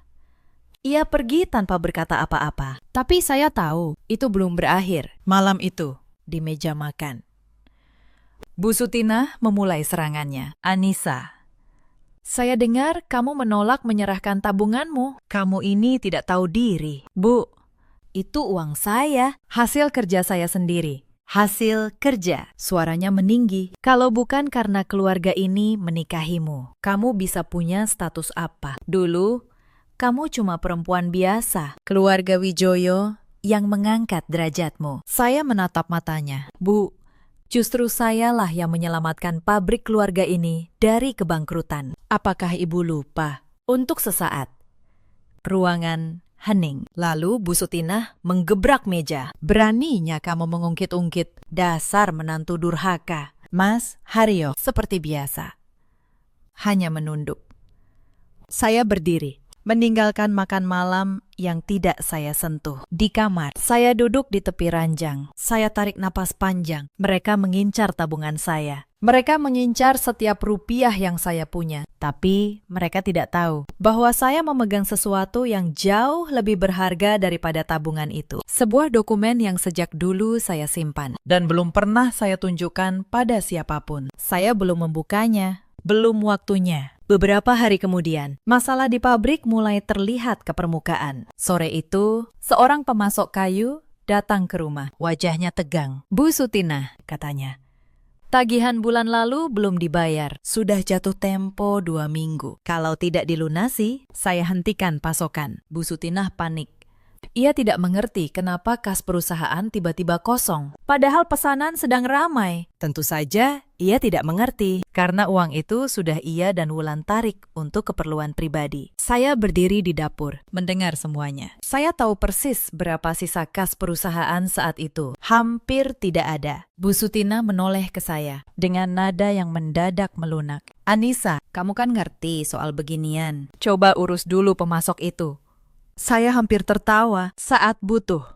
Saya tiba-tiba menjadi orang yang ngerti saat tidak butuh. Saya hanya menantu yang harus tahu diri. Tapi saya tidak menolak. Saya temui pemasok itu. Dan saya minta perpanjangan waktu 1 minggu. Bukan untuk menyelamatkan mereka, tapi untuk menjaga karyawan pabrik yang tidak bersalah agar tetap bisa bekerja. Malam itu, saya semakin yakin perusahaan ini sedang digrogoti dari dalam. Dan saya satu-satunya yang melihatnya. Lebaran datang 2 minggu kemudian. Setiap tahun, beban itu jatuh ke pundak saya. Sayalah yang menyiapkan puluhan parcel untuk kerabat keluarga Wijoyo. Saya yang memasak opor, rendang, dan kue-kue kering sampai larut malam. Sementara Wulan hanya duduk memotret hidangan. Lalu mengunggahnya ke media sosial, seolah ia yang membuatnya. Capek banget masak buat lebaran, tulis Wulan di status. Lengkap dengan foto rendang buatan saya. Komentar berdatangan memujinya. Wulan membalas dengan emoji bangga. Saya hanya melihatnya dari dapur. Tangan saya masih berbau bawang saat para tamu datang. Bu Sutina memperkenalkan Wulan sebagai anak perempuan yang pandai memasak. Saya yang sejak subuh berkutat di dapur, diperkenalkan sebagai menantu yang kebetulan membantu. Saya tersenyum sopan pada para tamu, tapi di dalam sesuatu sudah membeku. Saya menyadari satu hal, di rumah ini kerja keras saya selalu menjadi milik orang lain. Selesai lebaran, ada kejadian yang membuat saya benar-benar membuka mata. Suatu malam, Bu Sutina mengeluh dadanya sakit. Ia berbaring di kamar, mengerang. Saya panik. Saya hendak membawanya ke rumah sakit, tapi Wulan menahan saya. Tidak usah berlebihan. Mbak, Ibu cuma masuk angin. Esok paginya, Bu Sutina sudah segar bugar. Bahkan ia bercerita pada tetangga sambil tertawa. Kemarin saya pura-pura sakit. Saya mau lihat. Si Anissa itu benar peduli atau cuma pura-pura? Saya mendengarnya dari balik pintu. Hati saya dingin. Saya merawat keluarga ini dengan tulus selama 5 tahun. Dan mereka masih menguji ketulusan saya dengan sandiwara. Sejak hari itu, saya berhenti berharap. Saya hanya mengamati, mencatat, dan menunggu. Setiap kebohongan mereka, setiap penghinaan, setiap rupiah yang mereka selewengkan, saya simpan rapi di dalam ingatan dan di dalam map saya. Mereka pikir saya semakin penurut, padahal saya semakin siap. Di tengah semua itu, ada satu orang di rumah itu yang berpihak pada saya, Mbak Asih. Pembantu yang sudah belasan tahun bekerja untuk keluarga Wijoyo. Suatu malam, ia mengetuk pintu kamar saya pelan. Wajahnya cemas. Bu Anissa, bisiknya. Saya tidak sengaja dengar. Ibu dan Mbak Wulan sedang merencanakan sesuatu. Mereka mau menyuruh Bu Anissa cerai, lalu meminta uang banyak. Hati-hati ya, Bu. Saya menggenggam tangannya. Terima kasih, Mbak Asih. Saya sudah tahu. Dan saya sudah siap. Mbak Asih menatap saya dengan mata berkaca-kaca. Bu Anissa orang baik. Saya tidak tega melihat ibu memperlakukan Bu Anissa seperti ini. Padahal Bu Anissa yang menyelamatkan keluarga ini. Saya tersenyum. Di rumah yang dingin itu, hanya Mbak Asih yang memperlakukan saya seperti manusia. Mbak Asih, apapun yang terjadi nanti, saya akan pastikan Mbak Asih baik-baik saja, kata saya. Beberapa hari kemudian, kesabaran saya diuji untuk kesekian kalinya. Pulang kerja, saya menemukan beberapa baju kerja saya tergeletak di lantai kamar, basah dan kotor. Saya bertanya pada Mbak Asih. Dengan takut-takut, ia bercerita. Tadi ibu masuk ke kamar Bu Anissa. Beliau bilang, baju-baju kantor ini bikin Bu Anissa sok sibuk. Lalu beliau lempar ke lantai dan siram air. Saya memungut baju-baju itu satu persatu. Tangan saya tidak gemetar. Ini hanya baju. Bisa dicuci, bisa diganti. Tapi yang mereka injak bukan baju saya. Yang mereka injak adalah profesi saya, identitas saya. Satu-satunya hal yang masih membuat saya merasa berharga. Malam itu, saya membuka laci. Saya pandangi map berisi foto-foto mutasi rekening, daftar gaji fiktif, dan akta rumah itu. Saya belum membukanya untuk menyerang. Belum waktunya. Tapi saya tahu, waktu itu semakin dekat. Puncaknya datang seminggu kemudian. Pagi itu, Mas Haryo memanggil saya ke ruang tamu. Bu Sutina dan Wulan sudah duduk di sana. Wajah suami saya tegang. Di tangannya ada selembar kertas. Nis, katanya. Suaranya hampir tidak terdengar. Saya rasa kita lebih baik berpisah. Saya menatapnya. Anehnya, saya tidak terkejut. Berpisah. Ulang saya pelan. Jadi ini yang kalian rencanakan selama ini. Bu Sutinah mengambil alih bicara. Iya. Kami sudah pikir matang-matang. Kamu tidak cocok dengan keluarga ini. Lebih baik kalian cerai. Saya tersenyum getir. Baik, kalau itu mau kalian, saya tidak akan menahan. Tapi Bu Sutinah belum selesai. Ia mendorong selembar kertas lain ke arah saya. Tapi ada syaratnya. Kamu harus menyerahkan uang. Tahu diri, 3 miliar. Saya membeku. 3 miliar. Atas dasar apa? Jangan pakai kata, atas dasar apa? Suaranya tajam. Kamu sudah 5 tahun jadi menantu keluarga ini. Makan dari dapur kami. Tinggal di rumah kami. Sekarang mau cerai. Ya harus tahu diri. Bagi sedikit untuk keluarga ini. Wulan menambahkan dengan nada menghina. Lagi pula, Mbak, perempuan cerai pegang uang banyak sendirian itu jadi omongan orang. Mending serahkan saja ke kami. Saya menoleh ke Mas Haryo. Mas juga setuju dengan ini. Ia menunduk. Kalau kamu mau berbagi, semuanya jadi lebih mudah. Nis, ibu juga tidak akan marah lagi. Saya tertawa kecil, tapi hati saya pedih. 5 tahun saya menjadi istrinya. Ia tidak pernah sekalipun membuat hidup saya mudah. Sekarang ia menyuruh saya menyerahkan 3 miliar hanya untuk membeli ketenangan dari keluarganya sendiri. Saya meletakkan ponsel saya di atas meja. Diam-diam, saya mengaktifkan perekam suara. Bu, kata saya, tenang. Boleh saya minta penjelasan sekali lagi? Ibu meminta saya menyerahkan 3 miliar rupiah sebagai syarat perceraian. Benar begitu. Bu Sutinah, tanpa curiga, menjawab lantang. Iya, 3 miliar. Itu uang, tahu diri. Kalau tidak, jangan harap perceraian ini berjalan mudah. Rumah ini, pabrik ini, semuanya milik keluarga Wijoyo. Kamu tidak berhak apa-apa. Saya menatapnya lekat-lekat. Terima kasih atas penjelasannya. Bu, kata saya. Saya butuh waktu 3 hari untuk memikirkan. Bu Sutinah tersenyum penuh kemenangan. Ia pikir saya menyerah. Padahal, 3 hari itu bukan untuk menyerah. 3 hari itu adalah waktu yang saya butuhkan untuk menyiapkan segalanya. Selama 3 hari itu, saya bergerak diam-diam. Hari pertama, saya menemui Pak Tono. Ia seorang konsultan hukum, sekaligus rekan lama saya sejak masih kuliah. Saya membawa semua dokumen. Foto-foto, mutasi rekening perusahaan, daftar gaji fiktif Wulan, rekaman suara, dan akta rumah yang selama ini saya simpan. Pak Tono memeriksa satu persatu. Ia mengambil kacamatanya, membaca dengan saksama, dan sesekali mengangguk pelan. Lalu ia menatap saya dengan ekspresi yang sulit saya lupakan. Anissa, katanya pelan, kamu sadar apa yang kamu pegang ini? Saya sadar. Pakistan. Akta rumah ini sah atas namamu. Secara hukum, rumah itu milikmu sepenuhnya. Mereka tidak punya hak apapun untuk menahanmu atau memerasmu. Ia mengetuk map yang berisi mutasi rekening.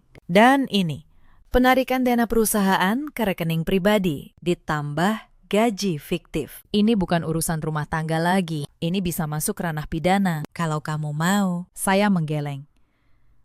Saya tidak ingin memenjarakan siapapun. Pakistan, saya hanya ingin keluar dari sini dengan utuh. Dan saya ingin mereka tahu bahwa angka tidak pernah bohong. Pak Tono tersenyum tipis. Kalau begitu, kita pakai bukti ini sebagai posisi tawar. Mereka minta 3 miliar darimu. Dengan bukti ini, justru merekalah yang harus mengembalikan apa yang mereka ambil. Ia menatap saya lekat. Mereka tidak tahu sedang berurusan dengan siapa. Saya pulang dengan kepala tegak. Untuk pertama kalinya dalam 5 tahun, saya merasa punya kendali atas hidup saya sendiri. Hari kedua, saya kembali ke kantor pabrik. Saya cetak ulang seluruh laporan keuangan 3 bulan terakhir. Setiap rupiah yang ditarik Bu Sutinah dan Wulan dari kas perusahaan, saya susun rapi, lengkap dengan tanggal, jumlah, dan nomor rekening penerima. Total uang yang mereka kuras dari perusahaan dalam 2 bulan mencapai hampir 800 juta rupiah. Uang yang seharusnya untuk gaji karyawan dan modal pabrik. Mereka pakai untuk gaya hidup pribadi. Hari ketiga, saya membuka akta rumah itu untuk terakhir kalinya sebelum menghadapi mereka. Dan saya tersenyum. Karena di kolom nama pemilik tertulis satu nama saja, Anissa Rahmawati. 3 tahun lalu, saat rumah itu dibeli, sayalah yang mengurus seluruh prosesnya. Saat itu, pabrik baru mulai untung. Bu Sutina dan Mas Haryo tidak mau repot dengan urusan dokumen. Kamu saja yang urus. Nis, kata mereka waktu itu, sambil melambaikan tangan. Kami percaya sama kamu. Mereka tidak pernah membaca akta itu. Mereka pikir rumah itu otomatis milik keluarga Wijoyo. Padahal, uang muka rumah itu sebagian besar berasal dari tabungan pribadi saya. Karena saat itu, kas keluarga masih dipakai untuk melunasi hutang pabrik. Maka saya mencantumkan nama saya sendiri sebagai pemilik. Sah. Hitam di atas putih. Selama 3 tahun. Mereka tinggal di rumah itu. Menghina saya. Memukul saya. Mengusir saya tanpa tahu bahwa rumah yang mereka tinggali itu secara hukum adalah milik saya. Hari keempat, saya pulang ke rumah keluarga Wijoyo. Mereka sudah berkumpul di ruang tamu. Bu Sutina, Wulan, Mas Haryo. Bahkan, beberapa kerabat dekat diundang untuk menyaksikan kemenangan mereka atas saya. Surat penyerahan harta sudah disiapkan di atas meja. 3 miliar. Bagaimana? Bu Sutina menyeringai.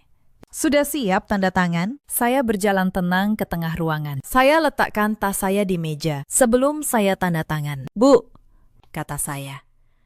Ada beberapa hal yang ingin saya bereskan lebih dulu. Saya mengeluarkan map pertama. Saya buka. Ini laporan keuangan perusahaan 3 bulan terakhir yang saya audit sendiri. Wajah Bu Sutina mulai berubah. Dalam 2 bulan terakhir, ada penarikan dari kas perusahaan sebesar hampir 800 juta rupiah ke rekening pribadi Ibu dan rekening Wulan. Ruangan mendadak hening. Uang itu seharusnya untuk gaji karyawan dan modal pabrik, tapi dipakai untuk keperluan pribadi. Dalam istilah saya sebagai auditor, ini namanya penggelapan dana perusahaan. Wulan berdiri. Wajahnya pucat. Mbak, jangan asal bicara. Saya tidak asal bicara. Wulan, saya angkat foto-foto mutasi rekening. Semua ada buktinya. Tanggal, jumlah. Nomor rekening, lengkap. Lalu, saya mengeluarkan 1 lembar lagi. Dan ini daftar gaji karyawan pabrik. Coba lihat, Wulan. Ada namamu di sini sebagai karyawan dengan gaji bulanan. Wulan terpaku. Padahal kamu tidak pernah sehari pun bekerja di pabrik. Ini gaji fiktif. Setiap bulan, uang perusahaan mengalir ke rekeningmu dengan kedok gaji. Para kerabat yang hadir mulai berbisik-bisik. Wajah mereka berubah dari ingin menonton kekalahan saya, menjadi tidak percaya pada apa yang mereka dengar. Bu Ratna, kerabat yang dulu menertawakan saya di arisan, kini menatap Bu Sutina dengan kening berkerut. Bu Sutina menggebrak meja. Itu uang keluarga. Saya pemilik perusahaan. Saya berhak. Tidak. Bu, suara saya tetap tenang. Ibu pemilik nama, tapi perusahaan itu badan hukum. Menarik dana perusahaan untuk kepentingan pribadi tanpa pencatatan yang benar adalah pelanggaran. Dan saya, sebagai auditor, wajib melaporkannya. Lalu saya mengeluarkan ponsel saya. Saya putar rekaman itu. Suara Bu Sutina memenuhi ruangan. Jelas. Tanpa celah. Iya. 3 miliar. Itu uang tahu diri. Kalau tidak, jangan harap perceraian ini berjalan mudah. Wajah para kerabat yang diundang berubah. Mereka saling berpandangan. Bu Sutina memeras menantunya 3 miliar sebagai syarat cerai. Sekarang, seisi keluarga mendengarnya sendiri. Itu rekayasa, teriak Bu Sutina.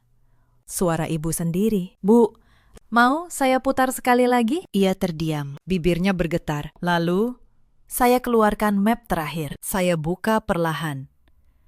Dan ini, kata saya, akta rumah ini. Saya letakkan di tengah meja, agar semua orang bisa melihat. Silakan baca kolom nama pemilik. Mas Haryo mengambilnya dengan tangan gemetar. Matanya membaca, lalu wajahnya memutih. Anissa Rahmawati. Ia membaca lirih. Benar, kata saya. Rumah yang kalian tinggali selama 3 tahun ini, atas nama saya. Saya yang membeli dengan tabungan saya. Dan nama saya yang tercantum sebagai pemilik sah. Ruangan benar-benar senyap. Selama 3 tahun, kalian menghina saya di rumah ini. Memukul saya, menyuruh saya seperti pembantu, mengusir saya. Padahal, kalianlah yang menumpang di rumah saya. Bu Sutinah jatuh terduduk di sofa, wajahnya kosong.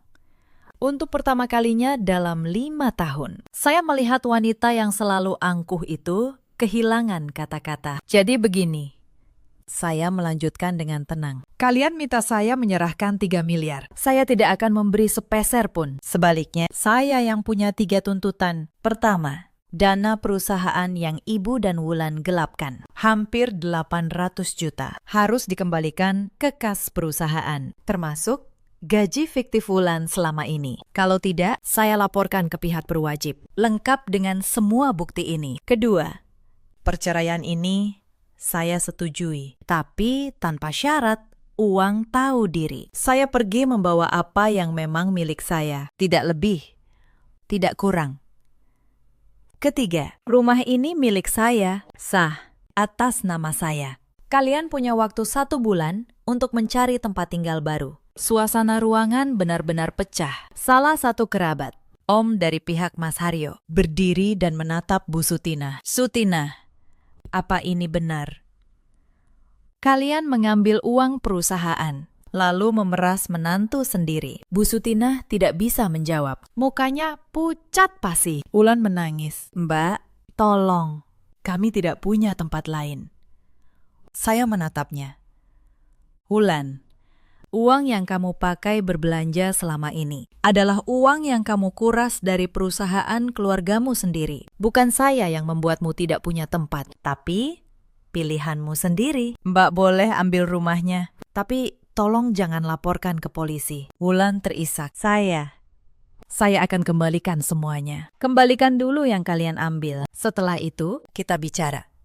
Kata saya datar. Saya menoleh ke Mas Haryo, suami yang 5 tahun mendiamkan setiap luka saya. Suami yang ternyata ikut merencanakan kehancuran saya. Mas, selama 5 tahun, saya hanya menunggu 1 kalimat dari Mas. 1 kalimat untuk membela saya. Tapi Mas selalu memilih diam. Saya pikir Mas hanya lemah, ternyata tidak. Beberapa malam lalu, saya dengar sendiri Mas merencanakan ini bersama Ibu. Mengeruk tabungan saya sebelum menceraikan saya. Wajah Mas Haryo memutih. Ia tidak menyangka saya tahu. Sekarang, saya tidak butuh kalimat itu lagi. Saya tidak butuh apapun dari Mas. Saya mengambil surat penyerahan harta yang mereka siapkan. Saya sobek di hadapan mereka. Lalu saya angkat tas saya dan berjalan ke pintu. Di ambang pintu, saya berhenti sejenak. Oh iya. Satu hal lagi, Pak Tono. Konsultan hukum saya akan menghubungi kalian besok untuk mengurus pengembalian dana dan proses serah terima rumah. Selamat malam. Saya melangkah keluar. Hujan sudah berhenti dan untuk pertama kalinya dalam 5 tahun saya bernapas lega. Hari-hari setelah malam itu berjalan seperti yang sudah saya rancang. Pak Tono mengurus semuanya dengan rapi. Surat pengembalian dana perusahaan dikirim resmi ke Bu Sutinah dan Wulan. Awalnya mereka mencoba mengulur. Bu Sutinah menelepon saya berkali-kali. Kadang memohon, kadang mengancam. Anissa, kita ini keluarga. Masa tega melaporkan ibu mertuamu sendiri? Saya menjawab, tenang, Bu. Ibu sendiri yang bilang saya bukan bagian dari keluarga ini. Ibu sendiri yang menyuruh saya tahu diri. Sekarang saya hanya menjalankan apa yang seharusnya dijalankan. Dalam 2 minggu, dana hampir 800 juta itu dikembalikan ke kas perusahaan penuh. Karena mereka tahu, kalau tidak, laporan ke pihak berwajib akan membuat masalahnya jauh lebih besar. Gaji fiktif atas nama Wulan juga saya hapus dari pembukuan sebagai syarat terakhir sebelum saya menyerahkan urusan keuangan pabrik kepada akuntan baru. Sebelum benar-benar pergi, saya melakukan satu hal terakhir untuk pabrik itu. Saya kumpulkan seluruh karyawan. Saya jelaskan bahwa saya akan berhenti mengurus keuangan mereka. Pak Darto dan yang lain terlihat cemas. Lalu bagaimana dengan gaji kami, Bu? Saya sudah menyiapkan sistem yang rapi, kata saya. Dan saya tinggalkan catatan lengkap untuk akuntan penggantinya selama sistem ini diikuti. Gaji kalian aman. Beberapa dari mereka mengantar saya sampai ke gerbang. Pak Darto menjabat tangan saya erat. Terima kasih, Bu Anissa. Semoga Ibu selalu diberi kebaikan. Saya pergi dengan hati lapang, setidaknya. Saya tidak meninggalkan orang-orang tak bersalah dalam kesulitan. Perceraian saya dan Mas Haryo berjalan resmi. Tanpa uang, tahu diri. Tanpa syarat apapun yang merugikan saya. Saya keluar dari pernikahan itu dengan membawa apa yang memang milik saya. Tabungan saya, harga diri saya, dan rumah di BSD itu. Soal rumah. Saya tidak mengusir mereka ke jalan, meski saya berhak. Saya beri waktu 1 bulan penuh. Dan saya minta Pak Tono memastikan prosesnya tetap manusiawi. Bukan karena saya kasihan, tapi karena saya tidak ingin menjadi seperti mereka. Saya dengar setelah pindah. Keluarga Wijoyo menyewa rumah kecil di pinggiran kota. Pabrik mebel itu, meski sudah saya tinggalkan sistem yang baik, tetap goyah karena Bu Sutinah kembali ikut campur tanpa mengerti angka. Bu Sutinah yang dulu begitu angkuh, kini harus menghitung setiap rupiah dengan tangannya sendiri. Dan ia baru tahu betapa sulitnya pekerjaan yang dulu ia remehkan. Wulan tidak bisa lagi berbelanja seperti dulu. Gaji fiktifnya hilang, sumber uangnya tertutup. Unggahan-unggahan mewahnya pun berhenti. Saya dengar ia sempat menghubungi saya beberapa kali, mencoba meminjam uang lagi. Saya tidak mengangkatnya. Dan Mas Haryo, saya dengar ia menyesal. Ia sempat mengirim pesan panjang, meminta maaf atas semua tahun yang ia habiskan dengan mendiamkan saya. Saya membaca pesan itu sekali, lalu saya hapus. Penyesalan yang datang terlambat hanyalah beban, bukan penebusan. Mereka sudah menerima konsekuensi dari perbuatan mereka sendiri. Sementara saya memulai babak baru. Dengan tabungan yang saya pertahankan, saya membuka kantor jasa audit dan konsultan keuangan kecil-kecilan. Tidak besar, hanya sebuah ruko sederhana 2 lantai. Dengan beberapa staf muda yang baru lulus kuliah. Saya ingat, hari pertama saya membuka pintu kantor itu, tangan saya gemetar. Bukan karena takut, tapi karena haru. Untuk pertama kalinya, papan nama di depan pintu bertuliskan nama saya sendiri. Bukan keluarga Wijoyo. Bukan siapa-siapa, hanya nama saya. Mbak Asih, yang akhirnya memilih ikut dengan saya setelah keluarga Wijoyo tidak lagi mampu menggajinya. Membantu saya menyiapkan kantor itu. Akhirnya Bu Anissa punya tempat sendiri, katanya sambil tersenyum. Saya ikut bahagia. Hari pembukaan, beberapa tetangga ruko datang memberi ucapan selamat. Pak Samin, pemilik warung di sebelah, membawakan nasi tumpeng kecil. Selamat ya, Bu. Semoga lancar usahanya, katanya ramah. Klien pertama saya datang dari rekomendasi Pak Tono. Lalu, klien kedua, ketiga, dan seterusnya. Tidak besar, hanya milik saya. Dibangun dari keahlian saya, kerja keras saya, dan luka-luka yang sudah saya sembuhkan. Ternyata di luar sana banyak perusahaan kecil yang butuh seseorang yang jujur menangani angka mereka. Pagi-pagi di kantor baru saya menyeduh kopi sendiri. Saya buka jendela, udara terasa ringan. Suatu siang, seorang perempuan parubaya masuk ke kantor saya. Ia menatap saya cukup lama, lalu berkata pelan, "Mbak Anissa, saya membaca kisah Mbak yang sempat diceritakan teman saya. Karena melihat keberanian Mbak, saya jadi punya kekuatan untuk bicara pada keluarga saya. Terima kasih, ya." Mbak, saya tertegun. Satu kalimat itu membuat mata saya berkaca-kaca. Saya tidak pernah menyangka penderitaan saya suatu hari bisa menjadi pelita kecil bagi orang lain. Hidup memang aneh. Terkadang di tempat kita pernah meneteskan air mata, akan tumbuh sekuntum bunga. Saya tidak pernah membenci keluarga Wijoyo lagi. Membenci hanya akan mengikat saya pada masa lalu. Dan saya sudah memilih untuk melangkah maju. Tapi saya juga tidak akan pernah lupa bahwa kebaikan yang diberikan tanpa batas seringkali dianggap kelemahan. Dan kelemahan di mata orang serakah adalah undangan untuk menindas. Saya belajar bahwa menyayangi orang lain itu penting, tapi menyayangi diri sendiri, menjaga harga diri sendiri. Jauh lebih penting. Cerita ini mengajarkan satu hal. Kesabaran bukan berarti kelemahan. Jangan pernah mengira perempuan yang diam itu tidak punya kekuatan. Kadang, ia hanya sedang menunggu waktu yang tepat. Dan jangan pernah merendahkan orang yang justru memegang catatan tentang dirimu. Ada banyak perempuan di luar sana yang seperti saya dulu, bertahan dalam pernikahan yang tidak menghargai mereka demi sebuah kata yang mereka sebut keluarga. Kalau kamu salah satunya, ingatlah, harga dirimu tidak pernah punya nilai tukar. Tidak ada angka yang sepadan dengannya. Ada juga banyak suami seperti Mas Haryo yang memilih diam saat istrinya dilukai. Mengira diam itu menjaga kedamaian. Padahal diam, mereka adalah pengkhianatan yang paling menyakitkan. Dan ada pula para ibu mertua seperti Bu Sutina yang lupa bahwa menantu bukanlah pelayan, melainkan manusia yang punya hati dan harga diri. Dalam hidup, kita selalu punya pilihan untuk bertahan atau